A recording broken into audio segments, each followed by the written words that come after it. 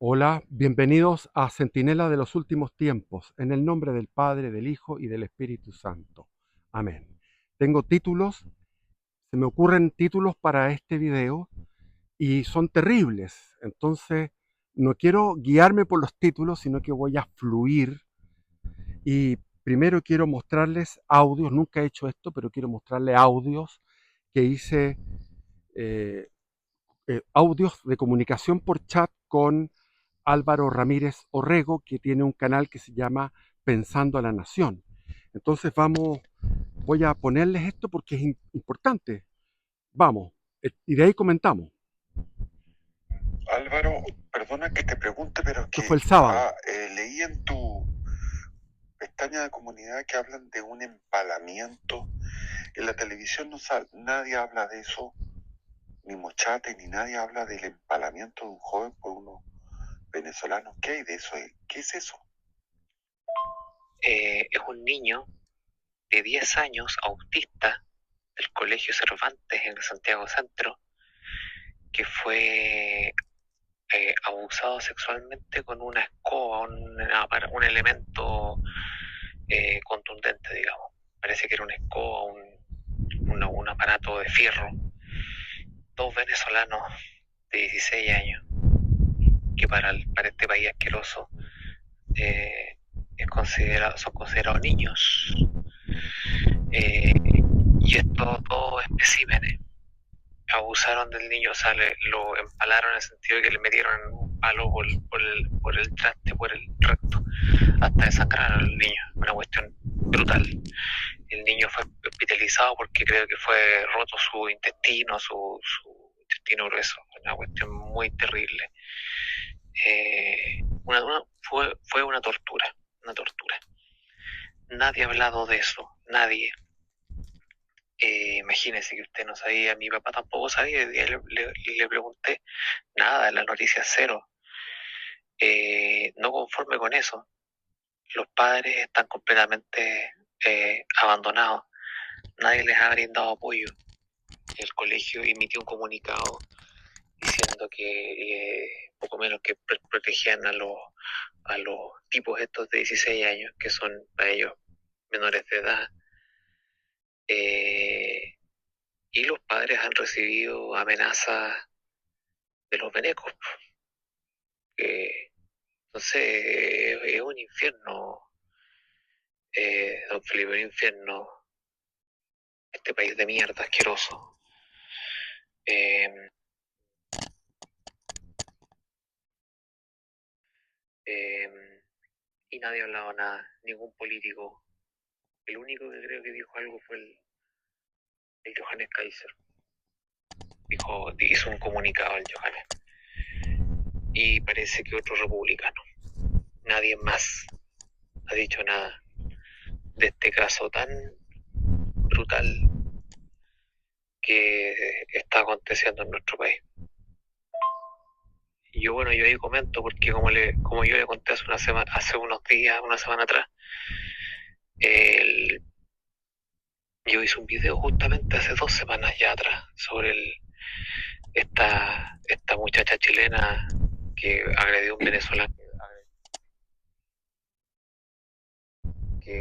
un venezolano, en un Uber y todos levantaron la alarma eh, porque la tipa simplemente lo insultó a este venezolano.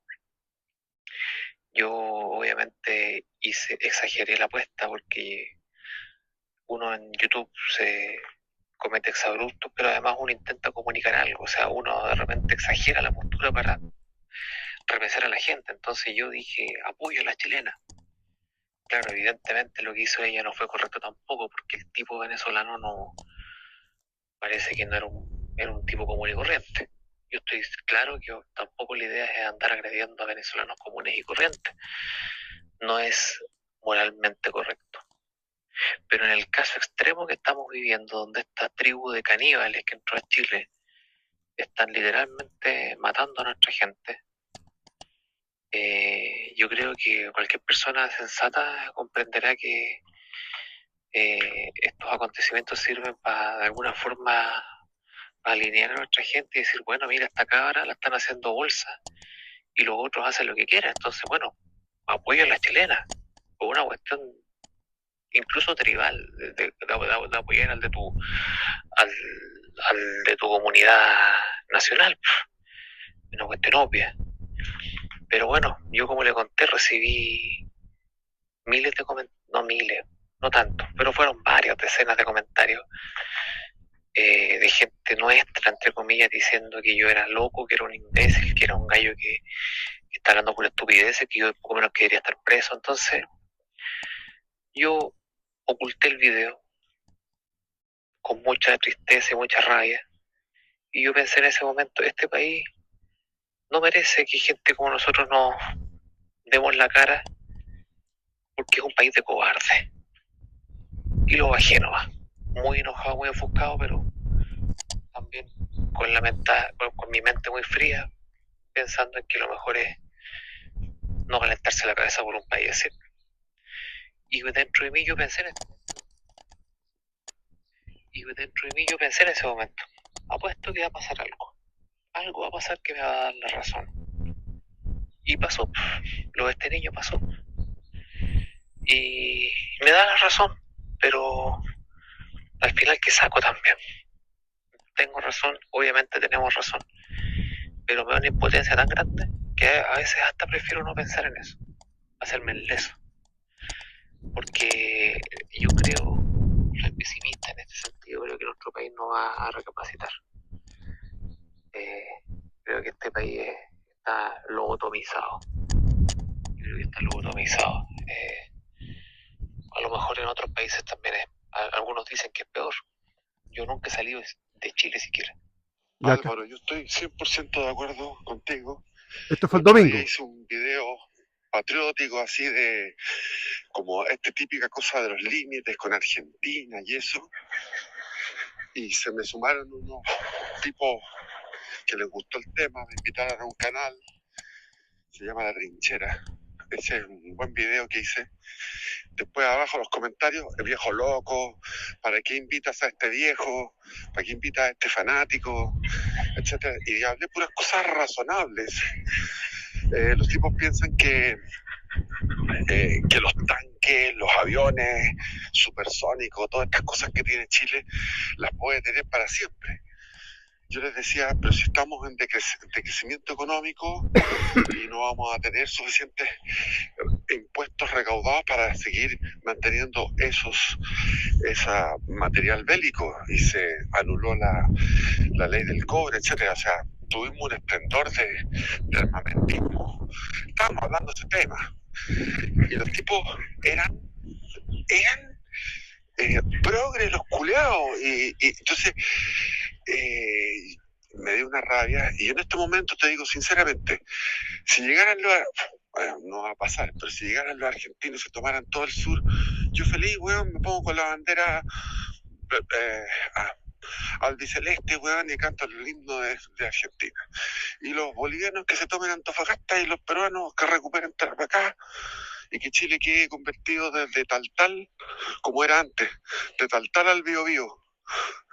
Me da lo mismo ya, da lo mismo 100%. No tiene ninguna importancia, ya no existe ese patriotismo en mí. Y hice ese video para aclarar cosas de la historia de límites con Argentina.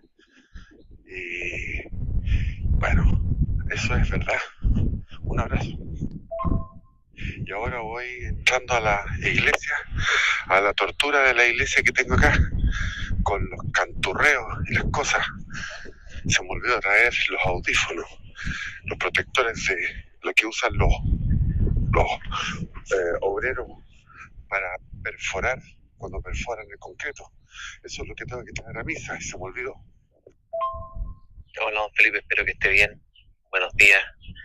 Ahí, bueno, usted va a escuchar mi audio cuando salga de misa probablemente. Y le mando de antemano mi mayor oración para que tenga paciencia ahí adentro, en lo que yo lo entiendo, porque tiene que ver con esos cánticos y esas cosas que la verdad es que son bastante estridentes. Yo más rato voy a la que tengo aquí a la vuelta de mi casa, la historia es más o menos parecida. Eh, bueno, lo que usted dice respecto de ese desapego de la posible disección de Chile, yo la comprendo completamente. Ese desapego que es necesario porque yo creo que nosotros ya no está en nuestras manos el destino de Chile. Hace rato, quizás nunca lo tuvo. Y es parte de nuestro romanticismo propio de las personas que tenemos ideales y tenemos la intención de hacer cosas por más allá de de nuestra propia humanidad. Entonces, claro, ese romanticismo, y yo todavía lo tengo y me da pena desprenderme. Bueno, como todo cambio es doloroso. Todo desprendimiento es doloroso, es como crecer, es como dejar de ser niño y pasar a ser hombre. Es lo mismo.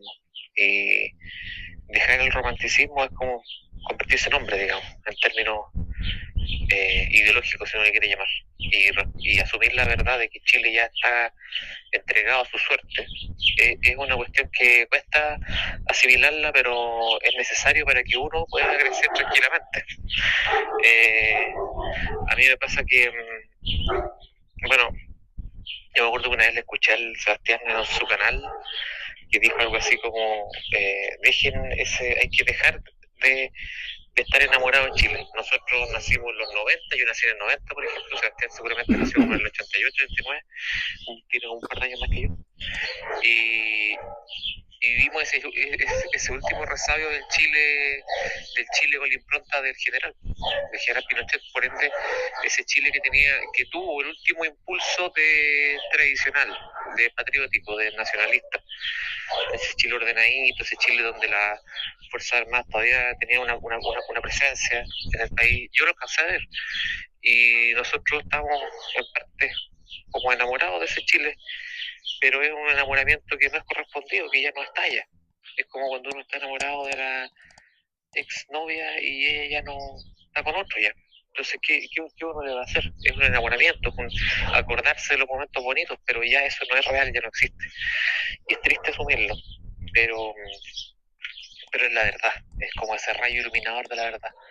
Y con esto yo recuerdo hay una frase, no sé, he pasado harto tiempo buscándola, pero es de Goethe. Ahora estoy estudiando, por eso me gustó el capítulo que hizo con José Luis, porque se retrotrae la época que yo también estoy estudiando, que es el romanticismo alemán, estoy estudiando a Goethe, pero de la mano de Humboldt, estoy estudiando la vida de Humboldt, porque yo me metí en el rollo del paisaje. Bueno, ya llevamos más de 10 minutos de escuchar audio y me toca hablar a mí ahora. ¿Qué pasó? Yo vine a esta playa un día de sol y se me ocurrió, dije, ¿qué voy a hablar? No tenía muchos temas que hablar. Y dije, voy a hablar un tema que domino y que, bueno, fue por algo. Fue porque, bueno, yo me metí en todo esto del hispanismo y me metió fuerza. Y ahí hay como dos líderes, que son dos argentinos, que es Patricio Lons y Marcelo Gullo. He leído su libro, todo, bla, bla, y me enojé, me indigné, porque dije, ¿por qué ellos dibujan los mapas siempre mal? ¿Por qué el virreinato de La Plata tiene Antofagasta? Cuando Antofagasta era de Chile y después Tarapacá era de Perú. Entonces, siempre limitamos, la Capitanía General de Chile limitaba con el virreinato del Perú. Bueno, es un tema que es una lata. A mí me carga esa cuestión. Hice ese video 1 hora y media, me desahogué mi rabia contra esta mala costumbre mentirosa de nuestros vecinos trasandinos, que les encanta dibujar mal y mentir de alguna forma en eso. Están mintiendo. Se autoengañan y hacen un mito. Entonces me dio una rabia y hice ese video. Y por ese video llegaron después unos supuestos patriotas chilenos y me dijeron, queremos hacer un directo contigo. Yo dije, bueno, ya. Y como yo tengo de niño, me crié con los patriotas, mi padre estaba dedicado a... se me olvida cómo era eso, pero era una organización que defendía la soberanía de Chile, estaba metido en los monumentos nacionales, puras cosas así patrióticas, eh, sin remuneración. Mi viejo era así, tenía muchísima actividad. Diría que el 50% de su actividad era totalmente gratuita y patriótica. Entonces, fui al directo y pude comprobar, ¡hola, hola! Pude comprobar que empecé a ser una persona incómoda. Yo sencillamente hablé las cosas que son la realidad de la historia de Chile y dije cosas tan obvias, pero que causan escozor, que causa picazón. Entonces me pude dar cuenta que en los que están en ese canal, que es un canal de soberanía, es un canal que trata sobre la soberanía, que hablan de cómo está el ejército, cómo está la armada, la aviación chilena y todas estas cosas, que a mí no me interesa, no me calienta, pero estaba ahí, bueno, dije estoy entre gente conocida, o sea, no conocidos, pero gente que sintoniza la cosa patriótica chilenista, soberanista. Grave error, grave error, grave error. Es decir, el progresismo, la deconstrucción está en todas partes. O sea, esta gente está defendiendo un Chile vacío, un Chile que no tiene nada, defienden una cáscara, unos límites, un Estado laico vacío. Después me llegan de la gente de derecha, me llegan unos discursos de la Meloni como que fueran lo máximo. Pero si la Meloni está reivindicando un Estado laico, reivindica la libertad religiosa. Entonces, ustedes me van a decir, ¿estás loco? Sí, sigo siendo un hueón loco. Por lo visto, sigo siendo un hueón loco. Porque yo estoy viendo, por ejemplo, lo que pasó en Siria. Tipos que han luchado 11 años. El que ganó en Siria es un tipo que ha luchado toda su vida, toda la vida, en una lucha tremenda. O sea, guerreros del siglo XXI, islámicos. Cómo ellos han triunfado. Y festeja, Israel festeja, claro, es una idiotez festejar en este momento, porque lo que van a hacer ellos es tener un territorio de amortiguación que defiende a otro territorio de amortiguación que a su vez está ligado a las alturas del Golán. Pero lo que hay ahí ahora es peor que Al-Assad. Es peor. Occidente celebra a este hombre, celebra, porque dicen, a ese es el inclusivo, es el nuevo Zelensky de la zona. Pero tienen ahora un problema grande. Ahí se viene un nuevo Afganistán. Eso va a seguir, es un hervidero, es una ensalada de religiones, están los alawí, de ahí venía el Bashar al-Assad, etc. Pero ¿a dónde voy? Voy a que los que tienen poder, real poder, son los guerreros en este mundo. Y ahora se están luciendo los islámicos. ¿Y los católicos? ¿Por qué no podemos nosotros primero generar conciencia? Después, en territorios, células clandestinas. Y estas células clandestinas que van por una sociedad integral, integrista, donde el catolicismo es lo que rige en una sociedad. Y estas células secretas, coordinadas, van tomando territorios y van luchando hasta tomar el poder total, una especie de talibanes católicos, que al llegar a la capital destruyan todo lo que son los anticonceptivos, todo lo que sea anticonceptivo, para arreglar el país. Lo primero. Y esto no solamente en el Reino de Chile, volver porque me decían ahí, pero Chile no sabe lo que quiere. Sí, sabemos lo que queremos. Somos pocos. Pero imagínense, Mao Zedong empezó en, no me acuerdo qué año, 1920, pelearon décadas, hasta 1949, después de la gran marcha que estuvo caminando con su gente 6.000 kilómetros, con voluntad de poder, terminó el Partido Comunista de la China, terminó triunfando. Chiang Kai-shek tuvo que irse a Taiwán. Esto es voluntad de poder, la política es voluntad de poder. Entonces yo fantaseo, planteo, fantaseo, y al mismo tiempo un movimiento relacionados con los argentinos, con uruguayos, con paraguayos, con bolivianos, con peruanos, con ecuatorianos. Ahí tenemos 7 países. La Gran Andinia, como quieran llamarla.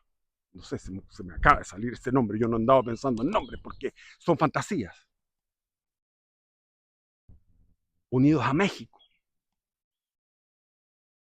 conquistando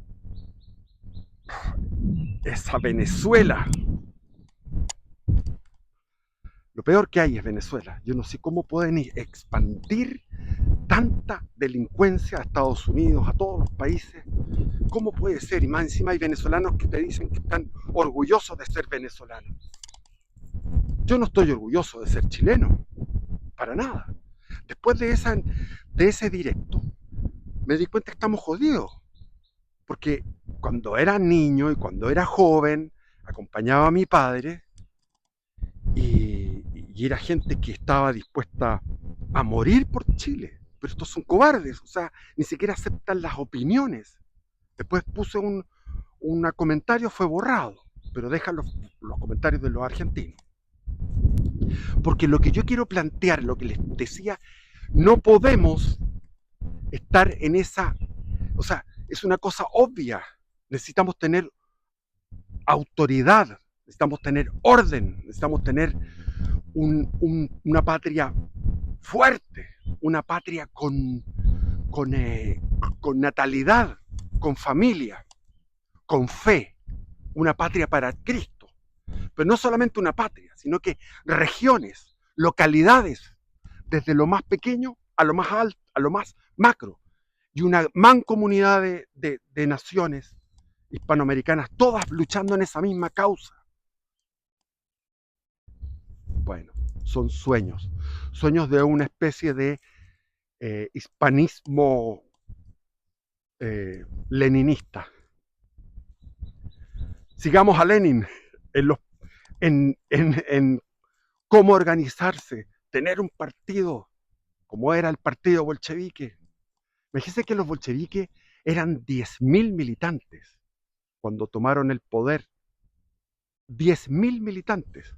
Y Rusia, la Rusia imperial que estaban ellos tomando en Moscú y en San Petersburgo, pero de ahí comenzó el ejército rojo y la guerra civil y lograron ellos derrotar a muchos ejércitos blancos que eran ejércitos conservadores de distintas,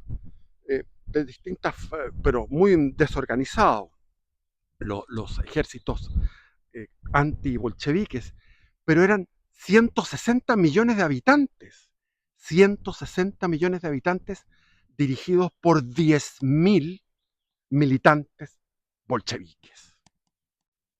Es decir, se puede, si hay si hay hombres que están dispuestos al heroísmo. Y ahí me acuerdo de Francisco Franco, que no quería ir a la guerra. ¿Quién quiere ir a la guerra? Nadie quiere ir a la guerra. Estaba Emilio Mola, me acuerdo, en mayo del 36. Ya se habían disparado. Lo que se llama república no era república. La república en España, el año 36, era sencillamente un caos, una anarquía. Iba hacia lo bolchevique. Iba hacia el bolchevismo de todas maneras. Y cuando ya viene el asesinato de Calvo Sotelo, ahí dice ya Franco, bueno, tenemos que sumarnos. Estaba Sanjurjo como jefe, tuvo un accidente de aviación, Emilio Mola, después quedó en el norte y Franco tenía la voluntad, siendo el general más joven después de Napoleón. Después de Napoleón, en Europa, en la historia de la modernidad, de los 200 últimos años de la historia de Europa, Francisco Franco era el general más joven, con más prestigio. Había participado en África y estaba a cargo del ejército africano, que era un ejército de línea, estaba la legión. Y tenía que cruzar el estrecho de Gibraltar. Y lo cruzó con voluntad. Y también tenía contactos y habló con Mussolini, habló con Hitler para que los Heinkel ayudaran a esto, pero él lo estaba haciendo sin ayuda. Igual estaba con la voluntad de poder cruzar el estrecho de Gibraltar, a pesar de que la Marina, que estaba con los republicanos, en el fondo con los socialistas, con los comunistas, con los anarquistas, que la CNT, que eran 10 millones de afiliados, la CNT en España. Entonces,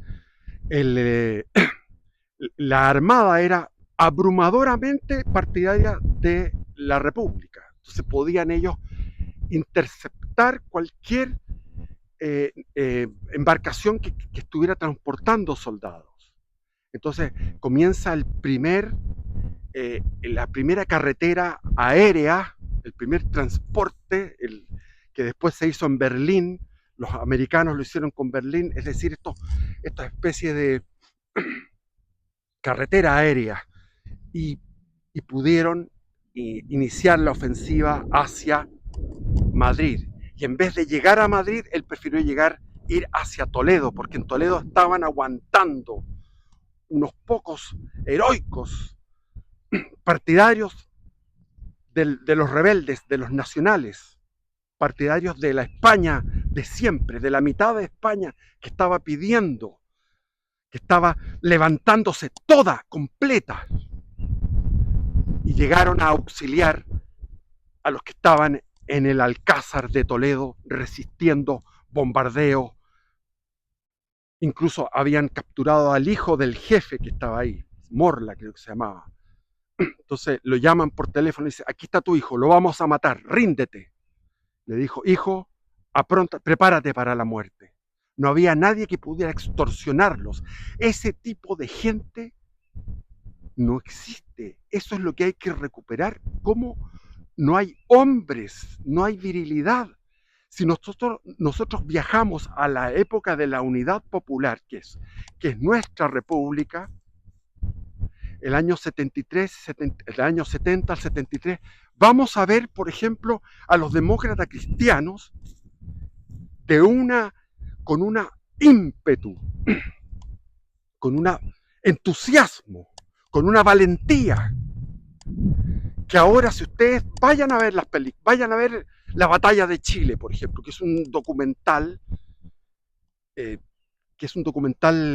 ultra izquierda, son como 6 horas, pero ustedes pueden ahí comprobar que Hamilton, Elwin, Frey, todos, se me olvidan los nombres en este momento, pero la democracia cristiana, si ustedes ven cómo se comportaban y lo trasladan al tiempo actual, serían fascistas, serían ultras, serían locos, serían desaforados, serían extremistas. La democracia cristiana, en su discurso, en cómo enfrentaban a la unidad popular. Y la unidad popular, cómo se enfrentaba a la CODE. Yo recuerdo la primera vez que fui a una protesta fue en la Plaza Ñuñoa. Había 5.000 personas. Fui con mi familia. Eso tiene que haber sido el año 72. Pero el entusiasmo que había. Pero ahora se convoca, van pocos, los medios no dicen nada porque están ahí coludidos. Entonces, ¿qué podemos hacer? Orar con el corazón, estar fiel a... Y mi segundo dolor, o sea, mi primer dolor es la Iglesia Católica, mi primer dolor. Después, mi segundo dolor es mi patria, Chile, que prácticamente, o sea, que no existe. Claro, existe algo vacío, ya no tiene sustancia. Yo lo he visto en mi corta vida. Este joven, que tiene 30 años, un poco más de 30 años, él se acuerda de algo mejor de lo que hay ahora. Imagínense uno, se acuerda de épocas mucho mejores todavía a lo que vivimos ahora. Mucho mejores. Otro Chile, otro país. Entonces, mi segundo dolor es mi patria. Mi tercer dolor es la Hispanoamérica del dolor. Hispanoamérica del dolor. Que hay un libro que tiene ese título. Y mi cuarto dolor es la madre patria. Mi quinto dolor es nuestra gran madre patria, que es Europa. Que está desapareciendo. Mucho de todo esto tiene el problema de la natalidad. Cuando uno se abre a la vida, siempre se producen milagros. Yo tengo 6 hijos y me costó, sufrí. No voy a decir que fue fácil, fue muy difícil. Muy difícil. Pero de eso sí que no me arrepiento. Yo me arrepiento de muchas cosas en mi vida. De muchas cosas. Mi vida está mal hecha. Pero de eso no me arrepiento. Ser padre. Y ser padre de hartos, de múltiples. Es eso. Uno sufre. Sin duda. Y no poco, mucho. Y mucho tiempo sufre. Durante mucho tiempo, muchos años. Yo calculé, son 33 años que estuve sufriendo por criar a los hijos. Como padre. Bueno. ¿Y qué es lo que está pasando? Les recomiendo el canal Matices. No todo es blanco y negro, donde se entrevista a una muchacha que se llama Valentina Brown, que es el apellido, no me acuerdo. Interesante. ¿Qué está sucediendo? Por un lado, yo creo que hay que trabajar en la parte espiritual. De todas maneras, no sabemos si esto va a tener un fin luego. Las profecías, está la profecía de la Salet, donde dice Roma perderá la fe y se convertirá en la sede del anticristo, donde habla de una etapa, una intervención divina y una etapa gloriosa. Hay que prepararnos para eso. Hay que estar preparados, cumpliendo los mandamientos de la iglesia y los mandamientos de Dios, obviamente. Primero los mandamientos y después los mandamientos de la iglesia, que son lo mismo. En sentido, santificar el día del Señor, ir a la misa, aunque cueste, etc. Pero tratar para los jóvenes, porque esto ya son para luchas para otras generaciones, los jóvenes tienen que tratar de unirse en esta especie de células, o sea, molecularmente, como tratar de tener una complicidad y poder ir generando acciones dentro de su esfera de acción. dentro de su esfera de acción, hacer acciones políticas y acciones espirituales. Pero esos jóvenes no existen. Incluso hay una deficiencia de virilidad y de feminidad también. Hay un afeamiento y una cosa, algo extraño en la nueva generación. Son muy extraños. Ha habido una decadencia. Por eso que el discurso progresista, como que estamos en lo mejor, es todo al revés. Es al revés. Lo que hemos acumulado en el progreso, lo que es el progreso son acumulación de experiencias de defensa contra la naturaleza. Medicina, ingeniería, etc. Acumulación de experiencias de defensa contra la naturaleza. Pero la decadencia interior, la decadencia moral, espiritual, se ha dado inversamente proporcional a todo este esplendor científico y tecnológico. Estamos al revés, es inversamente proporcional, no sé por qué, pero es así.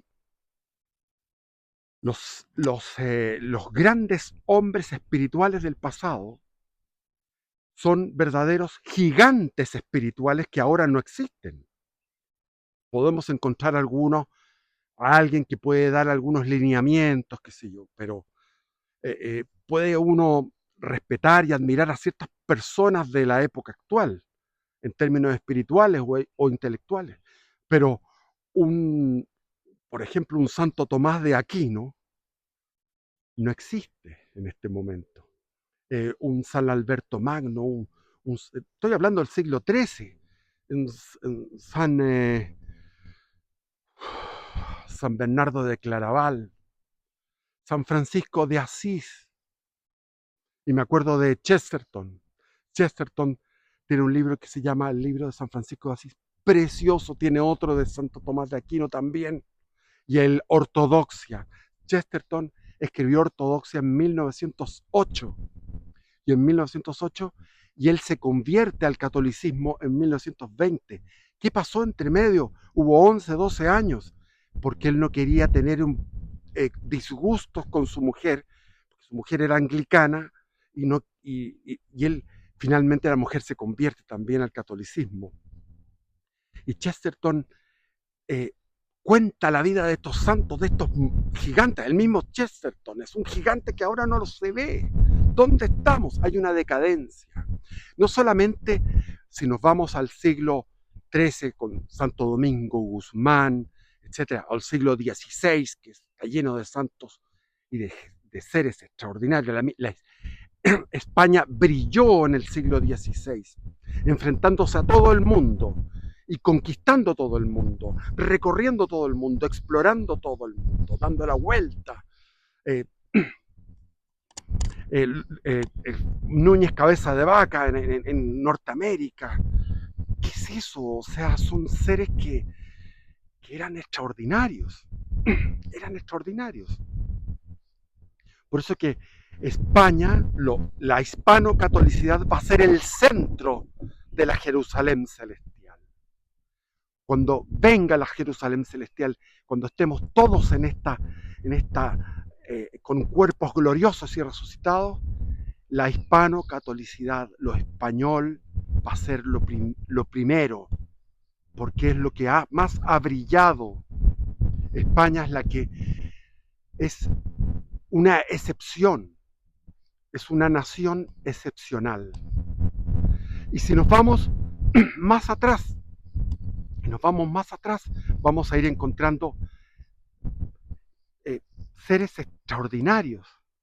Entonces, estamos presos de este progreso que es un antiprogreso. Yo me doy cuenta aquí cuando veo a los viejos aquí en el campo, los viejos de 70 y algo que todavía trabajan, la inteligencia que tienen que tener, porque tienen que ver cuando la vaca va a parir, ayudar a una vaca a parir, cómo plantar, cómo arreglar el motor de un tractor, o de una camioneta.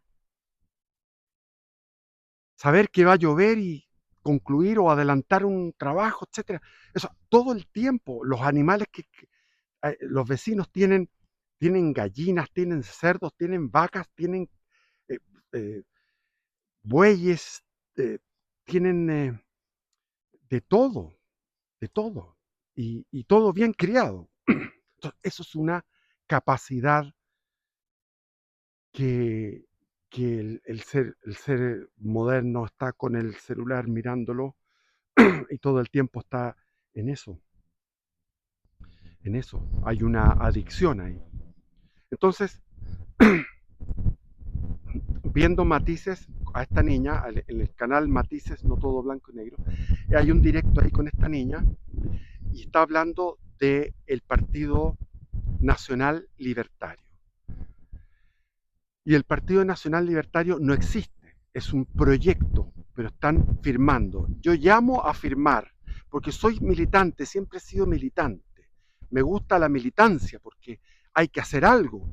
Estamos en un momento de emergencia nacional y podría haber una salida institucional con un partido que no va a ser el que va a mandar, puede llegar a ser muy grande, pero va a tener que tener alianzas y no vamos a depender de un líder, en este caso Johannes, es un líder natural, pero no hay que entrar en ese error, ese defecto chileno presidencialista de plegarnos a un liderazgo. Existe la necesidad de un liderazgo. Está también Pedro Paul y está Johannes Kaiser. Hay dos que están fuera de lo que es ¿cómo se dice? Fuera de la derecha. Una derecha extraparlamentaria, pero no es extraparlamentaria, porque en este partido que está en ciernes, que está comenzando su tramitación en el CERVEL, hay 3 diputados, hay juventud, hay gente que viene de distintas procedencias. Es interesante, no como el Partido Republicano que nos decepcionó porque al final fue un gremialismo más, o sea, es una UDI 2.0. Fueron los gremialistas, los de la UDI, que estaban decepcionados de su país, de su partido, y se fueron a este nuevo partido del Partido Republicano. Yo me acuerdo, en pleno estallido, después, durante la pandemia, todo lo que era esto de la constitución de este partido. Conocí gente que participó en esto de la fundación del Partido Republicano, pero el Partido Republicano no falló. Primero empezó con esa cosa de que no soy Pinochet, que Pinochet aquí, que no, no claramente. Aquí el Partido Nacional Libertario tiene que reunir a todos a todas las ideas. Como dice Agustín Laje, hay una alianza triple, que son los liberales, libertarios, los conservadores y los nacionalistas. Ahí estaría Alexis López Tapia, que quiso fundar un partido y fracasó. Ahí está el más nacional libertario que existe, que es Pedro Paul. Métase al partido, señor. Entremos todos al partido, todos vamos al nacional libertario.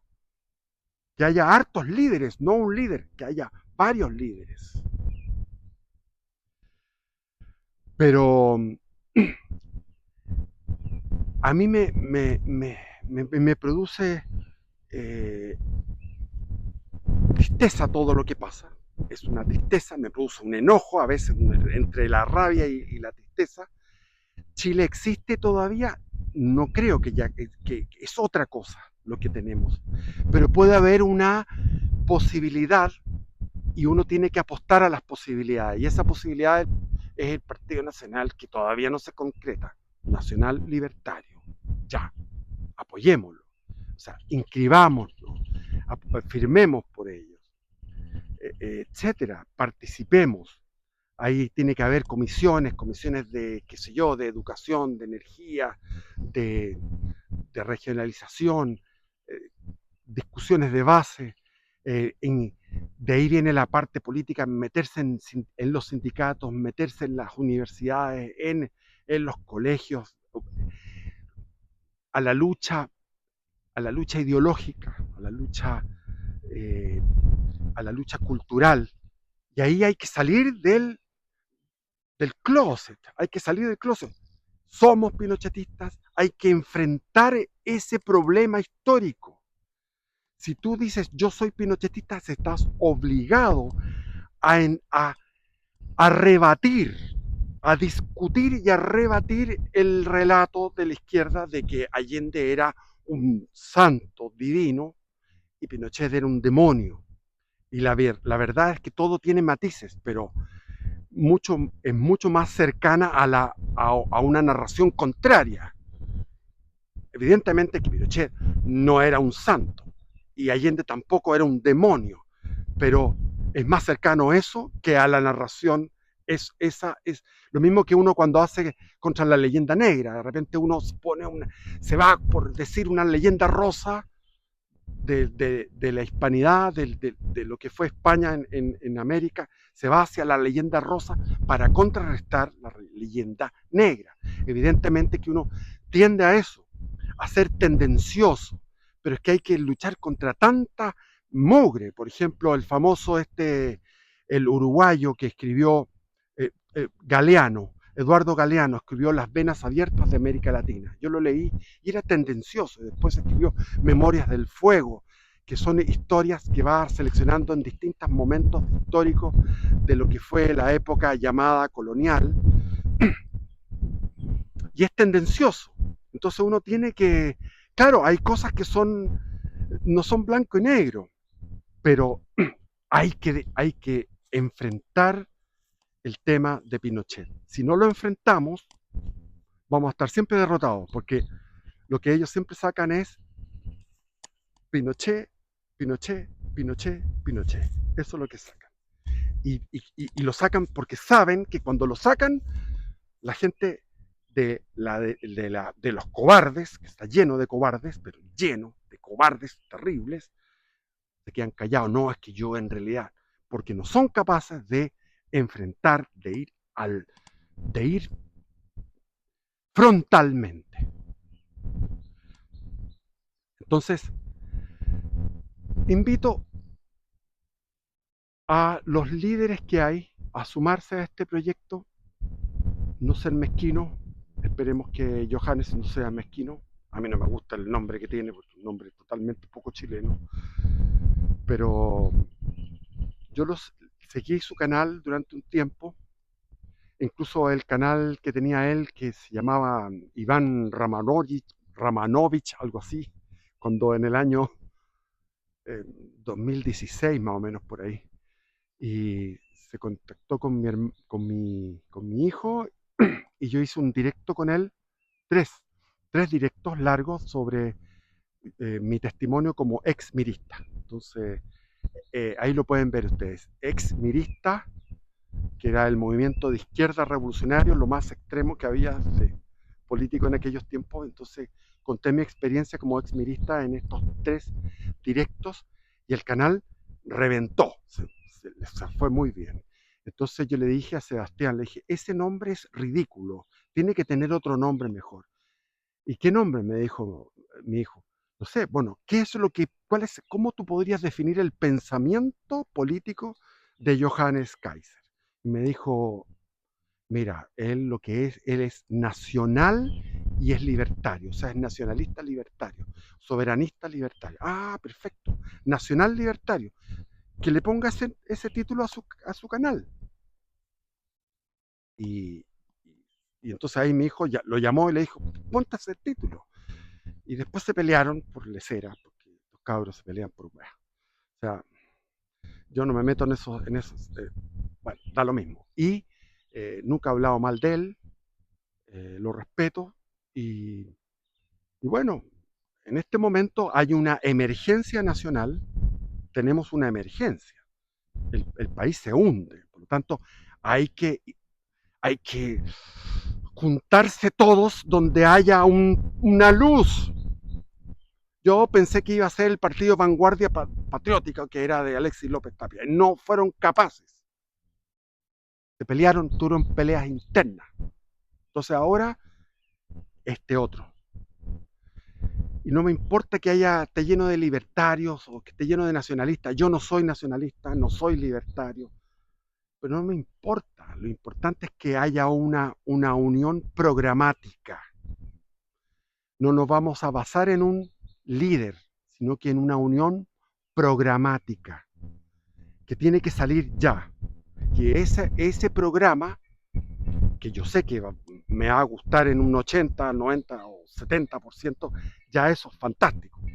Entonces vamos a estar todos unidos por el programa y por una acción política para conquistar el poder en esta podredumbre de democracia.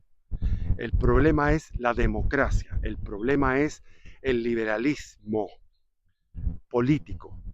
Y existe una doctrina política y una doctrina social de la Iglesia, pero existe una doctrina política de la Iglesia antigua que no se aplica, pero que podemos comenzar a empujar nosotros, los católicos tradicionales, empecemos a empujar nuestra agenda participando en un movimiento junto con otros, como les digo, en una unión programática, pero al mismo tiempo en el trabajo profundo, que es el trabajo que tiene que ser, además de intelectual y político, espiritual.